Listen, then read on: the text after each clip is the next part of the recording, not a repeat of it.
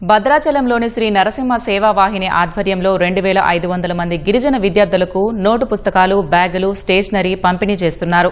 పాఠ్య పుస్తకాలు ఉన్నప్పటికీ కొన్ని మారుమూల గ్రామాల్లోని గిరిజనుల బాలులకు నోట్ పుస్తకాలు, బ్యాగులు లేక ఇబ్బందులు పడుతున్నారు. ఈ నేపథ్యంలో ఏటా భద్రాచలానికి చెందిన శ్రీ నరసింహ సేవావాహిని అధ్యక్షులు కృష్ణ చైతన్య గిరిజన విద్యార్థుల చదువుకు అవసరమైన సామాగ్రి ఇవ్వాలని నిర్ణయించుకున్నారు. భద్రాచలం నియోజకవర్గంలోని దుమ్ముగూడెం, చెర్ల, వాజేడు, వెంకటాపురం మండలాల్లోని మారుమూల గ్రామాల్లో వీటిని పంపిణీ చేస్తున్నారు. విద్యతోనే ఉన్నత స్థాయికి ఎదగగలమనే కారణంతో పేద విద్యార్థులకు పుస్తకాలు పంపిణీ చేస్తున్నట్లు కృష్ణ చైతన్య తెలిపారు.